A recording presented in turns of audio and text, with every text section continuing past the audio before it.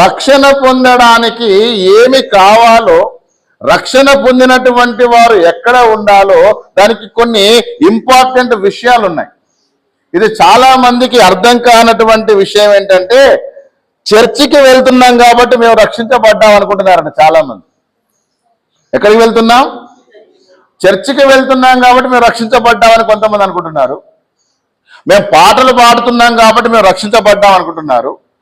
మేము వాక్యము చెప్పగలుగుతున్నాము కాబట్టి రక్షించబడ్డాం అనుకుంటున్నారు.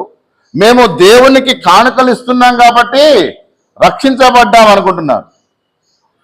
నేను ఎందుకు ఈ ఉదాహరణలు మీకు చెప్తున్నానంటే, చర్చికి వచ్చిన వాళ్ళందరూ రక్షణ పొందిన వాళ్ళు కాదు. దాని అర్థం ఏంటి? ఎంబీబీఎస్ లో జాయిన్ అయిన వాళ్ళందరూ డాక్టర్లు కాదు. ఫస్ట్ ఇయర్ చదివిన వాళ్ళు, సెకండ్ ఇయర్ చదివిన వాళ్ళు, థర్డ్ ఇయర్ చదివి మధ్యలో వదిలేసిన వాళ్ళందరూ డాక్టర్లు కాదు. నువ్వు చివరి వరకు నీ యొక్క కోర్సుని కంప్లీట్ చేసుకొని ఆ గవర్నమెంట్ నిర్ణయించినటువంటి పరీక్ష ఒకటి ఉంటుంది. ఏ కాలేజ్కి ఆ కాలేజ్ సపరేట్ ఉంటుందా? అందరికి కలిపి ఒకటే ఎగ్జామ్ ఉంటుందా? గవర్నమెంట్ జాబ్ కొట్టాలంటే అందరికి కలిపి ఒక ఎగ్జామ్ ఉంటుంది. నువ్వు ఏ ఇన్స్టిట్యూషన్లోనైనా చదువు, ఏ కాలేజీలోనైనా చదువు, ఏ యూనివర్సిటీలో అయినా చదువు, కానీ నీకు ఉండే ఎగ్జామ్ ఎవరు పెడతారండి? గవర్నమెంట్ కండక్ట్ చేస్తుంది. ఇప్పుడు నా పాయింట్ ఆఫ్ వ్యూ ఏంటంటే, మీరు ఆరాధనకు వచ్చినంత మాత్రాన మీరు రక్షణ పొందినట్టు కాదు, పాటలు పాడినంత మాత్రాన రక్షణ పొందినట్టు కాదు, వాక్యము ప్రకటించినంత మాత్రాన రక్షణ పొందినట్టు కాదు. రక్షణ పొందాలంటే దానికి కొన్ని నియమ నిబంధనలు ఉన్నాయి. ఏమున్నాయండి? నియమ నిబంధనలు ఉంటాయి. ఇప్పుడు రక్షణ పొందడానికి నేనేమి చేయాలి అని పౌలును శీలను అడిగినప్పుడు వాళ్ళు సింపుల్గా ఒక మాట చెప్పొచ్చు. మేమే మీ ఇంటికి వచ్చినాక ఇంకా నీకు రక్షణతోటి ఏం పనయ్యా అనొచ్చా? అన్నారా పోని వాళ్ళ ఆ మాట? నీకో నువ్వు మా గాయాలు కడుగుతున్నావు కదా, నువ్వు రక్షించబడ్డావు పో. మాకు ఆహారం పెడుతున్నావు కదా, నువ్వు రక్షించబడ్డావు పో అన్నారా? బైబిల్ మీకు ఎంతమంది చదివే అలవాటు ఉందండి? బైబిల్ చదివే అలవాటు ఎంతమందికి ఉంది? బైబిల్ చదివే వాళ్ళు ప్రతి విషయాన్ని గమనించేటట్టు చదవాలి. నిన్ననో మొన్న ఒక ఆయన అన్నాడు, ఈ కరోనా టైంలో బైబిల్ బాగా చదివేసా, మొత్తం చదివేసిన అన్నాడు. బైబిల్ మొత్తం చదివేసిన కరోనా టైంలో అన్నాడు. నేను అడిగినా కదా, మత్తయి సువార్త 15వ అధ్యాయం 2వ వచనం ఏముందో చెప్పాను. నాకేం గుర్తుంది 15వ అధ్యాయం 2వ వచనం ఏముందో? మరి చదివానని చెప్పావు కదా. చదవడం అంటే పేజీలు తిప్పడం కాదండి. యెహోవా వాక్యమును నిరంతరం ఏం చేయాలి? మనము ధ్యానించాలి. ఈనాడు చాలా మందికి బైబిల్ అంతా వచ్చు అనుకుంటున్నారండి. నేను అంటున్నాను, బైబిల్ బోధించే వారికి ఏమీ రాదు. కొందరికి, అందరికీ కాదు. ఇప్పుడు ఇక్కడ ఈ ప్రశ్న ఏంటంటే, రక్షణ పొందుటకు నేనేమి చేయాలి? ఇప్పుడు నేను మిమ్మల్ని ప్రశ్నిస్తున్నాను, రక్షణ పొందడానికి మీరేం చేస్తారు చెప్పండి. ఎవరైనా, ఎనీబడి, ఒకరిద్దరు సమాధానం చెప్పండి. రక్షణ పొందాలంటే ఏం కావాలా?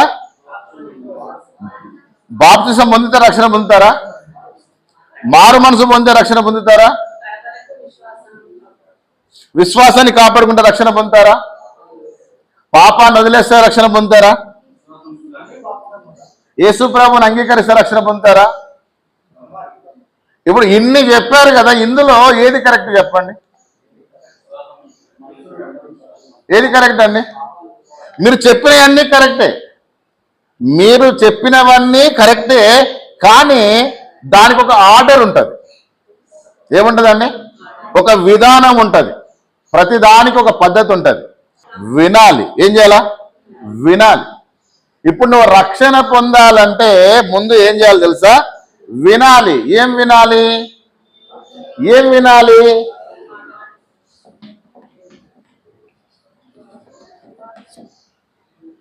ఏం వినాలా? సువార్త వినాలి. సువార్త అంటే ఏంటో పోయిన వారం చెప్పిన, అందుకే దాని తర్వాత ఇది చెప్తా అని చెప్పిన మీకు. సువార్త అంటే ఏంటి? క్రీస్తు మన పాపముల నిమిత్తం మరణించాడు, సమాధి చేయబడ్డాడు, తిరిగి లేచాడనే విషయాన్ని నువ్వు వినాలి. కాగా వినుట వలన ఏం కలుగుద్ది? విశ్వాసం కలుగుద్ది. ముందు వినాలి. వినుటకు ఏం చేయాలి? మనము వేగిరపడాలి. రోమపత్రిక 10వ అధ్యాయము తీసారా? రోమపత్రిక 10వ అధ్యాయము 17వ వచనంలో ఏముందండి? రోమపత్రిక 10వ అధ్యాయము 17వ వచనం. కాగా వినుట వలన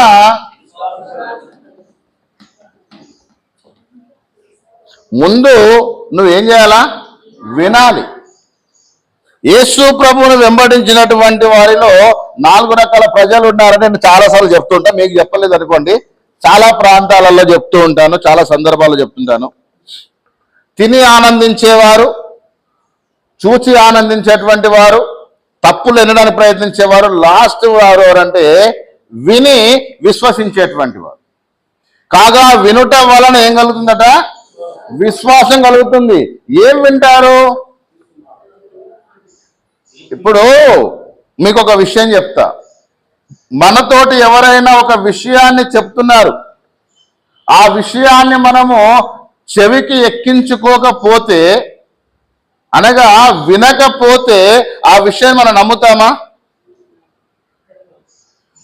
విన్నటువంటి సమాచారాన్ని మనము నమ్మాలంటే అక్కడికి వెళ్ళి చూడాలి. అది వాస్తవమో అవాస్తవమో తెలుసుకోవాలి. వినుటకు ఏమై ఉండాలి? మనము వేగిరపడాలి అని బైబిల్ బోధిస్తుంది. మత్తయి సువార్తలో, అలాగే ప్రకటన గ్రంథంలో చెవులు గలవాడు ఏం చేస్తాడట? వింటాడు. చెవులు గలవాడు వింటాడు, బుద్ధి గలవాడు విని పాండిత్యము తెచ్చుకుంటాడు. వినగలిగినటువంటి చెవులు దేవుడు నీకు ఇస్తే నువ్వు తప్పకుండా ఏం చేయాలా? వినే ప్రయత్నం చేయాలి. ఇప్పుడు ఏం వినాలి చెప్పండి? సువార్త వినాలి. సువార్తనగా క్రీస్తు మరణ, సమాధి, పునరుద్ధానాలు నువ్వు వినాలి. విన్న తర్వాత నీకేం కలుగుతుందట? విశ్వాసం కలుగుతుంది. ఏం కలుగుతుందండి? విశ్వాసం. విశ్వాసం అంటే అర్థం చెప్తారా ఎవరన్నా? నిర్వచనం చెప్తారా? విశ్వాసం అంటే నమ్మకం, అది అర్థం. నిర్వచనం చెప్తారా? Very good. హెబ్రీలకు రాసిన పత్రిక 11వ అధ్యాయము 1వ వచనంలో విశ్వాసం అనున్నది నిరీక్షించబడు వాటి యొక్క నిజ స్వరూపము, అదృశ్యమైనవి ఉన్నవనుటకు ఏమైందట? రుజువైంది. లేనిది ఉన్నట్టుగా కాదండి. విశ్వాసం అనున్నది నిరీక్షించే వాటి యొక్క నిజ స్వరూపము. అదృశ్యమైనవి అంటే లేనివి కాదు, మన కంటికి కనపడనటువంటివి. మన కంటికి కనపడినటువంటి వాటిని ఉన్నాయని నమ్మడం.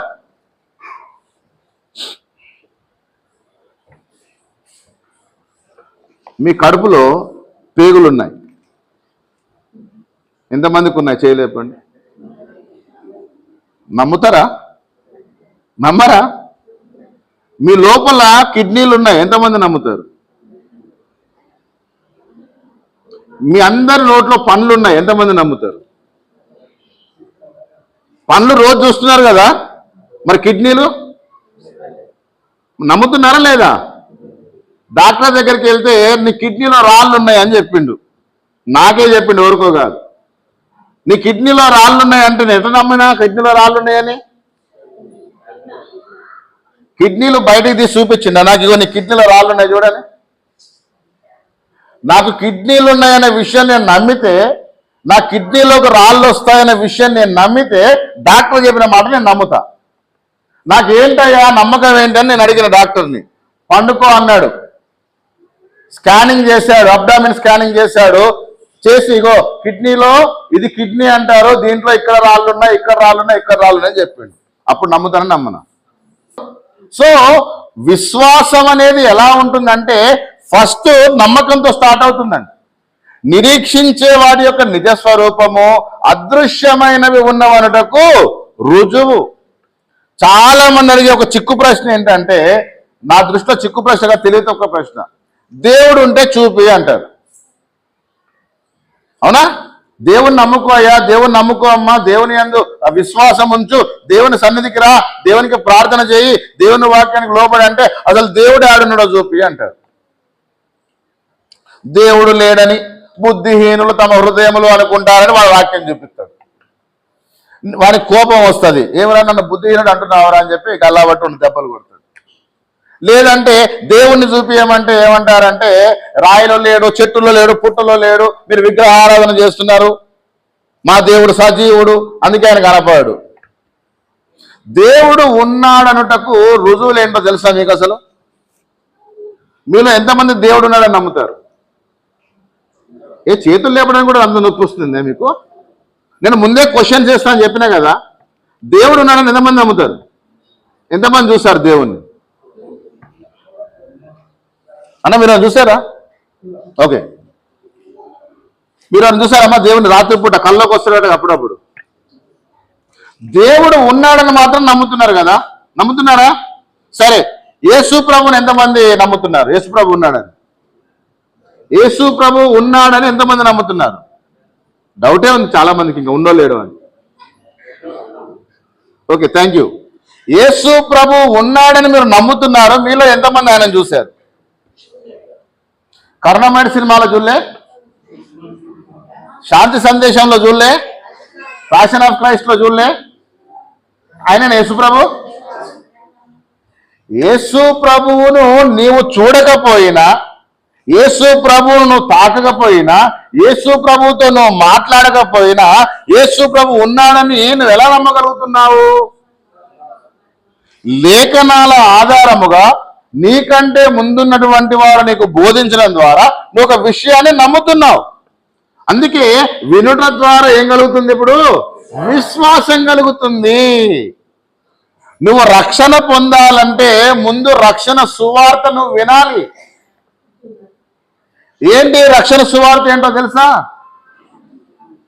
లూకా సువార్త 19వ అధ్యాయం 10వ వచనంలో యేసు ప్రభు ఎందుకు ఈ లోకానికి వచ్చాడో చెప్తున్నాడండి. ఎందుకు వచ్చాడట యేసు ప్రభు వారు?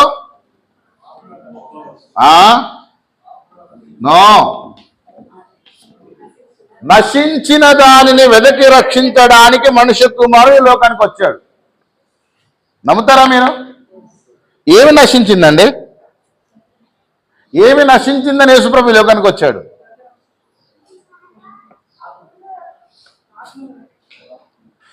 మనిషి యొక్క హృదయములోని ఆలోచనలు నశించిపోయాయి.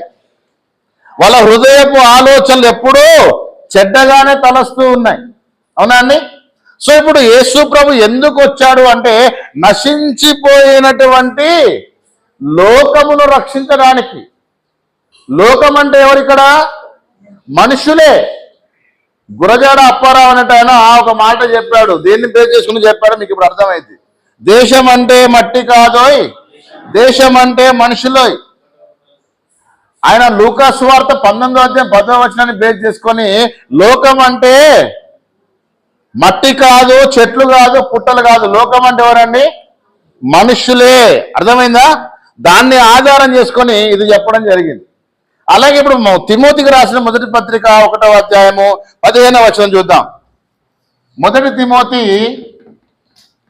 1వ అధ్యాయము 15వ వచనం. పాపులను రక్షించుటకు యేసుక్రీస్తు ఎక్కడికి వచ్చాడు? ఈ లోకానికి వచ్చాడనేటువంటి మాట లేదా వాక్యము నమ్మదగినదియు పూర్ణాంగీకారమునకు యోగ్యమైనదినై ఉన్నది. యేసు ప్రభు లోకానికి వచ్చాడనే మాట నువ్వు విన్నావు, కానీ అది నమ్మడానికి, పూర్ణంగా నువ్వు అంగీకరించడానికి యోగ్యము ఎలా అవుతుంది అంటే యేసు ప్రభు లోకానికి వచ్చి ఏం చేశాడో, పాపుల కొరకు ఆయన ప్రాణాన్ని ఎలా పెట్టాడో అదంతా నువ్వు వింటే లేదా చదివితే నీకు అర్థమవుతుంది. మీకు ఒక విషయం చెప్తా. యేసు ప్రభు లోకానికి వచ్చినప్పుడు మనలాగా ఆయన చేతిలో బైబిల్ గ్రంథం లేదు. ఉందా? బైబిల్ ఉంది ఆయన చేతిలో. తీయండి, మత్తయి సువార్త 16:18 తీయండి అని చెప్పాడు ఎక్కడికన్నా. నేను చాలాసార్లు చెప్పే విషయం ఏంటి తెలుసా? ఒక సువార్థికుడు పేపర్ మీద ప్రసంగం రాసుకుని చెప్తే వాడు సువార్థికుడు కాదు నా దృష్టిలో. పేపర్ మీద ఈరోజు ఈ ప్రసంగం చెప్తా అని 4-5 పాయింట్లు రాసుకొని చెప్పేటోళ్ళందరూ ప్రసంగికులు కాదండి. సమయమందును అసమయమందును పరిస్థితులకు అనుకూలంగా నువ్వు ఏ స్థలంలో ఉన్నావో, ఏ పరిస్థితులలో ఉన్నావో అక్కడ వెంటనే సమయస్ఫూర్తితో దేవుని వాక్యాన్ని ప్రకటించగలిగినటువంటి వాడే నిజమైనటువంటి సువార్థికుడు. యేసు ప్రభు ఎక్కడికి వెళ్ళినా ముందు రోజు వాక్యం అంతా ప్రిపేర్ చేసుకుని పోయి వాక్యం చెప్పలే. ఏం చెప్పాడండి? సందర్భానుసారంగా అక్కడ ఉన్నటువంటి పరిస్థితులకు అనుగుణంగా అక్కడ సువార్తను ప్రకటించాడు. శాస్త్రుల పరిశీల మధ్యలో ఉన్నప్పుడు ఒక రకమైన బోధ చేశాడు, గలిలయ సముద్రం దగ్గర ఉన్నప్పుడు ఒక రకమైన బోధ చేశాడు. కారణం ఏంటంటే నువ్వు ఉన్నటువంటి సందర్భాన్ని, స్థలాన్ని బట్టి సువార్త ప్రకటించాలి. ఆ మాటలను ఎవరు ఏం చేయాలి? మనం ఇప్పుడు విశ్వసించాలి. వింటే ఏమవుతుందండి? విశ్వసిస్తావు. సో ఇప్పుడు విశ్వాసం అంటే ఏంటట? నిరీక్షించబడి వాటి యొక్క నిజ స్వరూపము అదృశ్యమైనవి ఉన్నవనటకు రుజువై ఉన్నది. దీన్నే 6వ వచనంలో ఏమంటున్నాడు చూడండి ఒకసారి. హెబ్రీయులకు రాసిన పత్రిక 11:1వ వచనము మరియు 6వ వచనంలో ఏముందో చూడండి. విశ్వాసము లేకుండా దేవునికి ఇష్టడై ఉండుట అసాధ్యం. విశ్వాసం అనేది లేకుండా దేవునికి ఇష్టడై ఉండుట అసాధ్యం. దీన్ని యాకోబు గారు చాలా బాగా వివరించాడండి. ఒకడేమో నాకు విశ్వాసం ఉంది అంటున్నాడు, కానీ వాడిలో ఏమి లేవండి? క్రియలు లేవు. ఒకడేమో క్రియలు చేస్తున్నాడు, కానీ వాడిలో ఏం లేదండి? విశ్వాసం లేదు. ఏదైనా ఒక పని చేయాలంటే దాన్ని ఎలా చేయాలట? విశ్వాసముతో చేయాలి. ఇప్పుడు దేవుని దగ్గరికి వచ్చేటువంటి వాడు ఎలా రావాలి? ఇప్పుడు రక్షణ పొందాలంటే ఏం చేయాలా? విశ్వాసం ఉంచాలి. ఏ విశ్వాసం ఉంచాలి? యేసు ప్రభు మాటలకు లోబడితే, యేసు ప్రభు ఆజ్ఞలను మనము పాటిస్తే ఆయన మనల్ని ఏం చేయగలుగుతాడు? రక్షించగలుగుతాడు అనేది విశ్వాసం. చూడండి, అపోస్తల కార్యములు 2వ అధ్యాయము, అపోస్తల కార్యములు 2వ అధ్యాయము 38వ వచనములో యెరూషలేము దేవాలయమునకు పస్కా పండుగను ఆచరించడానికి వచ్చినటువంటి సుమారు 16 ప్రాంతాల నుండి, 16 దేశాల నుండి, లేదా అనేక భాషలు మాట్లాడేటువంటి వారు వచ్చారు. పెంతెకోస్తు అనే పండగ దినాన పరిశుద్ధాత్ముడు వారి మీద కుమ్మరించబడ్డాడు. ఎవరి మీద? అందరి మీదనా? అపోస్తలుల మీదనా? అపోస్తలుల మీద. అందరి మీద కాదండి, మర్చిపోయి అందరి మీద అనుకునేరు. అపోస్తలుల మీద పరిశుద్ధాత్మ కుమ్మరించబడినప్పుడు 12 మంది అపోస్తలులతో పాటు పేతురు మాట్లాడుతున్నాడు. మాట్లాడినప్పుడు అక్కడికి వచ్చినటువంటి జనాలు విని ఏమన్నారు చూడండి ఒకసారి 38వ వచనంలో. అంత పైన చదవండి. మేమేమి చేతుమని పేతురును కడమ అపోస్తలులను, ఇది నేను అపోస్తల కార్యం చెప్పేటప్పుడు చెప్తా మా స్టూడెంట్స్కి. అధ్యాయం చాలా అద్భుతంగా ఉంటుంది. ఇక్కడ అడిగింది ఎంతమందినండి? పేతురును కడమ అపోస్తలులను. సో ఇప్పుడు పరిశుద్ధాత్మలో బాప్తిసం పొందింది ఎంతమంది? 3000 మంది. అందుకే ఈ సగం తెలుగులు ఉంటాయని నేను వచ్చింది ఇక్కడికి. దయచేసి ఎవరిని విమర్శించట్లేదండి, నేర్చుకోండి. బైబిల్ నేర్చుకోకుండా పొరపాటు మన వాక్యం బోధిస్తే అంతా అబద్ధం అయిపోతుంది. మీరు మళ్ళీ చెప్తున్నాను, పేతురును కడమ అపోస్తలులు మొత్తం ఎంతమంది అండి? పేతురుతో కలిపి 12 మంది. పరిశుద్ధాత్మ వాగ్దానం చేయబడింది ఎంతమందికి? 12 మందికి. చాలా మంది ఏమంటారంటే 120 మంది అని కొంతమంది అంటారు, 3000 మంది అని కొంతమంది అంటారు. దయచేసి నేను కొంచెం హార్డ్గానే మాట్లాడతా, మీరు దాన్ని తీసుకునే ప్రయత్నం చేయండి, నేర్చుకునే ప్రయత్నం చేయండి. సో ఇప్పుడు 120 మందికి ఒకవేళ బాప్తిస్మం పరిశుద్ధాత్మ వరం ఇవ్వబడితే, పరిశుద్ధాత్మలో బాప్తిసం పొందితే ఇక్కడ ఏం రాయబడాలి? పేతురును కడమ అపోస్తలులను అనేటువంటి మాట వాడబడదండి. పేతురును అలాగే 120 మందిని మాట్లాడాలి. కడమ అపోస్తలు ఎంతమంది అండి? టోటల్ ఎంతమంది అయ్యారండి? అంతేనా? సో ఇప్పుడు 12 మంది మీదకే పరిశుద్ధాత్ముడు వచ్చాడని ఎంతమంది నమ్ముతారు ఇక్కడ? మీరు చేతులు వేస్తలేవు. నాకు పెద్ద బాధ ఏంటంటే మీకు ఇంకా అపనమ్మకం ఉంది. అర్థం కావట్లేదు కదా? పరిశుద్ధాత్ముడు ఎంతమంది మీదకి దిగాడు పెంతెకోస్తు అనే పండగ దినాన అంటే ఇప్పటికీ పెద్ద పెద్ద తలలు పండినటువంటి బోధకులు చెప్తారు 120 మంది మీదకి అంటారండి. వాగ్దానం ఎంతమంది చేయబడింది? 12 మందికే వాగ్దానం చేయబడింది. ఇప్పుడు పేతురు మాట్లాడుతున్న మాటలు కనుక మీరు గమనిస్తే మీకు ఇంకా క్లియర్గా చెప్తా. అక్కడ ఎవరు మాట్లాడుతున్నారో తెలుసా?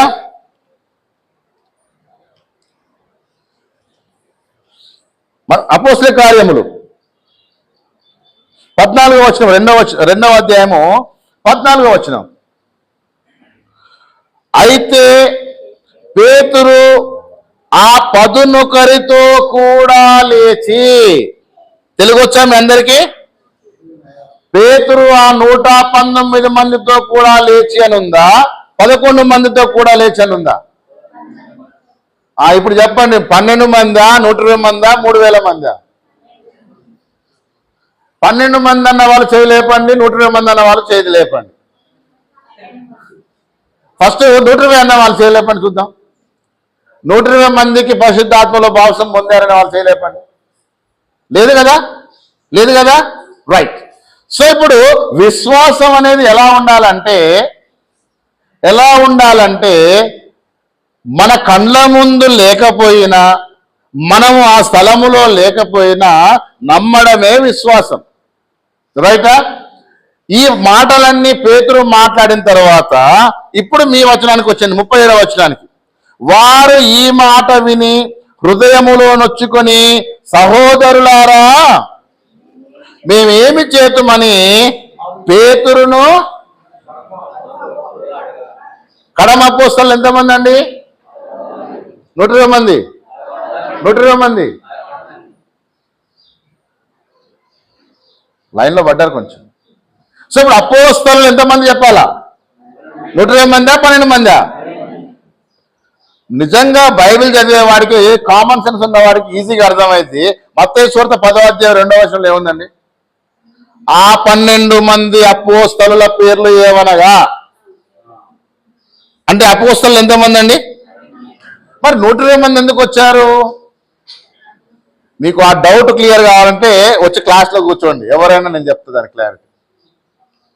లేదంటే మీ స్థలాలకు పిలవండి, నేను వచ్చి 120 మందా, 12 మందా, 3000 మందా ఎక్స్ప్లెయిన్ చేస్తాను. సో ఇప్పుడు 12 మంది అన్న వారు విశ్వసిస్తున్నారు కదా, రైట్. ఇప్పుడు ఆ 12 మందితో ఏమంటున్నాడంటే, వారు ఈ మాట విని హృదయంలో నొచ్చుకొని, సహోదరులారా మేమేమి చేద్దామని పేతురును కడమ అపోస్తలులను అడగగా, పేతురు అంటున్నాడు ఇప్పుడు, మీరు మారు మనసు పొంది పాప క్షమాపణ నిమిత్తము ప్రతివాడు యేసు క్రీస్తునందు. ఇప్పుడు మీకు ఏం కావాలా? మూడవది బాప్తిస్మా. ఏం కావాలండి?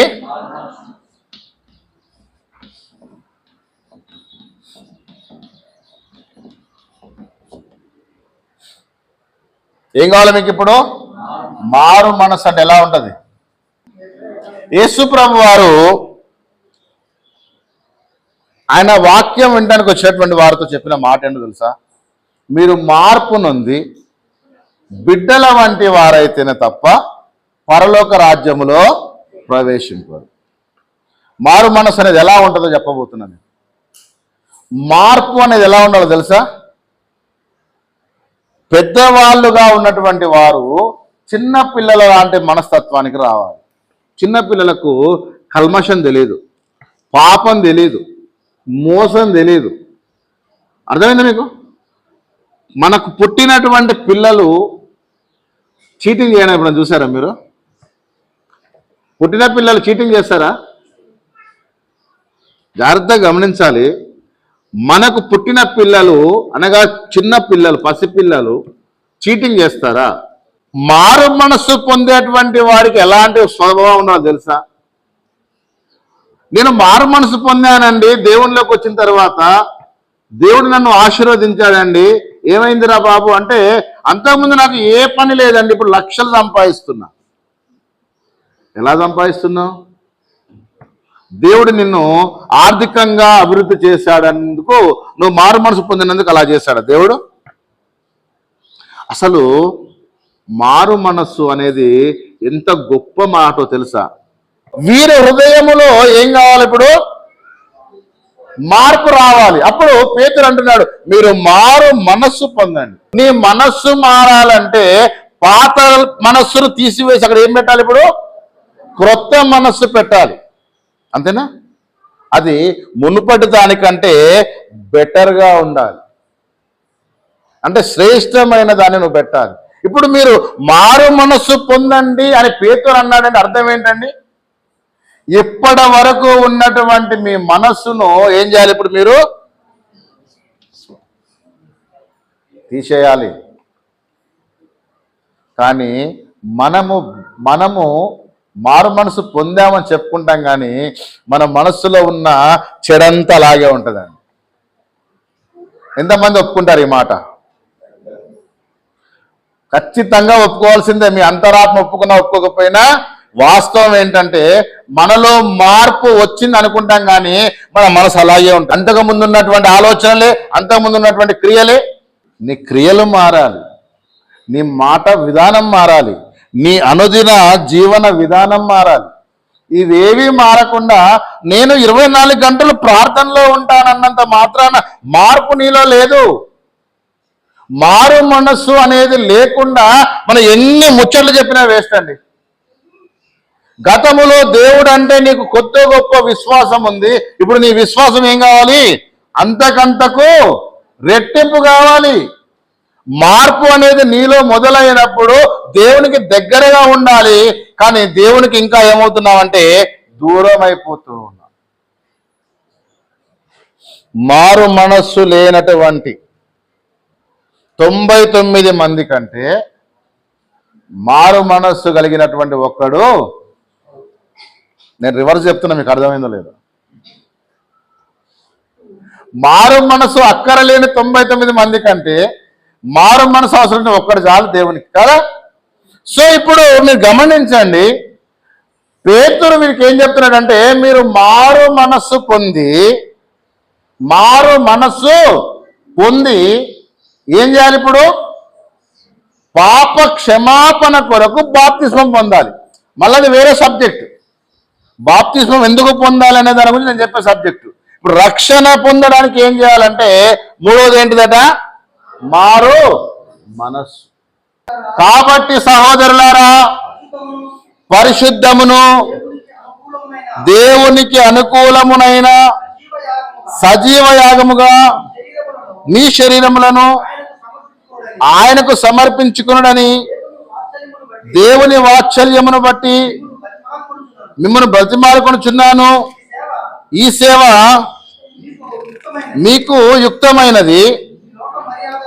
చూడండి, మీరు ఈ లోక మర్యాదను అనుసరింపక ఉత్తమమును అనుకూలమును సంపూర్ణమునై ఉన్న దేవుని చిత్తమేదో పరీక్షించి తెలుసుకున్నట్లు ఏం మారాలా? దేవుని చిత్తమును తెలుసుకోవడానికి మీ మనస్సు మారాలి. మేము పుట్టు క్రైస్తవులం అండి, పుట్టు గుడ్డోళ్ళు ఉంటారండి, పుట్టు కుంటోళ్ళు ఉంటారండి, అవునా? పుట్టుకతో ఊత చేయగలవాడు ఉంటాడు, పుట్టుకతో మూగవాడు ఉంటాడు, పుట్టుకతో క్రైస్తవుడు ఉంటాడండి. ఎవరన్నా పుట్టుకతో క్రైస్తవులు ఏంటండి? పుట్టు క్రైస్తవులా అంటే మా నాన్న క్రైస్తవుడు, మా తాత క్రైస్తవుడు, మా ముత్తాత క్రైస్తవుడు, అంటే నేను కూడా క్రైస్తవుడు. వారసత్వం ఆ క్రైస్తవ్యం అంటే ప్రతివాడు ఏం కలిగి ఉండాలి? ఇప్పుడు మారు మనసు, అది వ్యక్తిగతం. క్రీస్తును అంగీకరించడం అనేది, క్రీస్తుకు లోబడం అనేది మీ తాతలు తండ్రులు చేసేది కాదు, నీ వ్యక్తిగతం. ఇక్కడ చెరసాల నాయకుడు అడుగుతున్న ప్రశ్న ఏంటో తెలుసా? అయ్యలారా, రక్షణ పొందుటకు నేనేమి చేయాలి? ఎప్పుడైనా అడిగావా? దేవుణ్ణి ఎప్పుడైనా అడిగావా? లేదా సేవకుని అడిగావా? బ్రదర్, నేను పాపము నుండి విడుదల పొందడానికి, నేను రక్షణ పొందడానికి ఏమి చేయాలని ఎప్పుడైనా అడిగావా? బ్రదర్, నువ్వు రక్షణ పొందలేదట్టుందిగా, రక్షణ పొందరాదు అంటే ఇంకా టైం ఉంది బ్రదర్, నాకు ఇంకా టైం ఉంది. ఏం టైం ఉంది? నీకేం టైం కావాలా? మారు మనసు పొందడానికి నీలో రావాలా మార్పది. దేవుని చిత్తము తెలుసుకోవాలనేటువంటి ఆలోచన నీకు రావాలి. చూడ 12వ వచనం, 12వ అధ్యాయం 2వ వచనంలో ఏమన్నా చదవండి మరొకసారి. ఈ లోక మర్యాదను అనుసరింపక.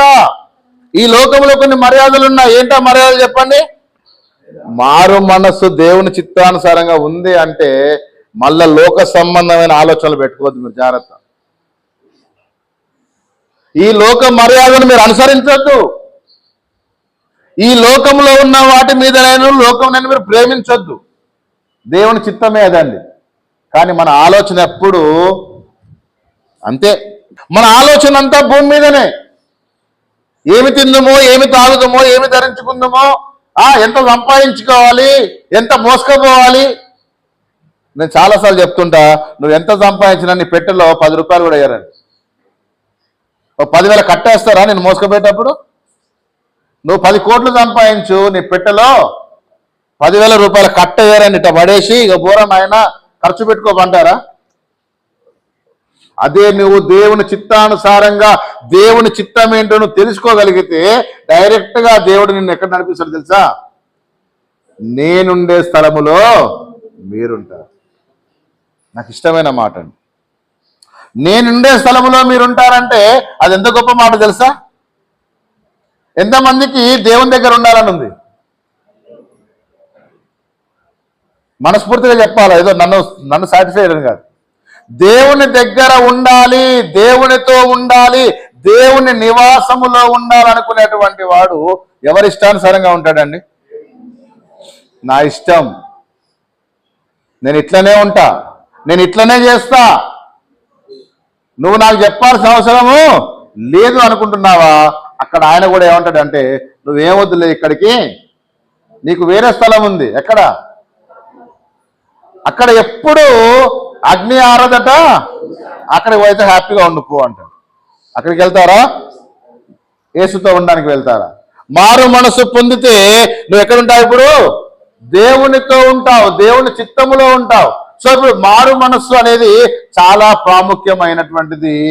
నువ్వు రక్షణ పొందడానికి, ఏం పొందడానికి? రక్షణ పొందడానికి నీకు మారు మనసు అనేది చాలా అవసరము. మారు మనసు లేకుండా ఏదో వెళ్ళి నీళ్ళలో మునిగాను, నేను కూడా బయటికి వచ్చానంటే పుష్కరాలలో మునిగినప్పుడు లేదా ఈత కొరంలో మునిగినప్పుడు ఉన్నటువంటి వ్యత్యాసమే ఇక్కడ కూడా ఉంటుంది. వేరే ఏం మార్పు ఉండదు. మారు మనసును విన్నావు, బాగుంది, విన్నావు, ఓకే గుడ్, విశ్వసించావు, వెరీ గుడ్. కానీ ఏం కావాలి ఇప్పుడు? మారు మనస్సు అనేది చాలా ప్రాముఖ్యమైనది. క్రైస్తవుడుగా నువ్వు ఎదగాలంటే, క్రైస్తవుడుగా నువ్వు రావాలంటే, క్రైస్తవుడుగా నువ్వు జీవించాలంటే నీ జీవితానికి ప్రాముఖ్యమైంది. అందుకే ఇది మిడిల్లో ఉంది. ఇది చాలా చాలా చాలా చాలా ఇంపార్టెంట్. ఇది లేనటువంటి వాళ్ళు చాలా మంది, మేము కూడా మారు మనసు పొందామండి. ఏం పొందావురా మారు మనసు అంటే? ఏముండదు, అదే జీవితం, అదే దురాలోచనలు, అదే దుష్ట సాంగత్యాలు, అవే భూ సంబంధమైనటువంటి కోరికలను నెరవేర్చుకోవడం. ఇలా ఖచ్చితంగా మాట్లాడితే మేము నచ్చం. యేసుప్రభుని కూడా అందుకే కదా కొరడాలతో కొట్టింది. యేసుప్రభుని అందుకే కదా సిలువ వేసింది. పౌరులను అందుకే కదా రాళ్లతో కొట్టింది, కొరడాలతో కొట్టింది, బెత్తాలతో కొట్టింది. నిజం చెప్తే ఎవరికి నచ్చదు, ఉన్నది ఉన్నట్టు మాట్లాడితే ఎవరికి నచ్చదు కదా. యేసుప్రభుని అందుకే శిక్షించారు. సో ఇప్పుడు మారు మనస్సు పొందామని ఎవరు చెప్తున్నారండి? పేతురు చెప్తున్నాడు. మళ్ళీ నేను వాక్యానికి వస్తా.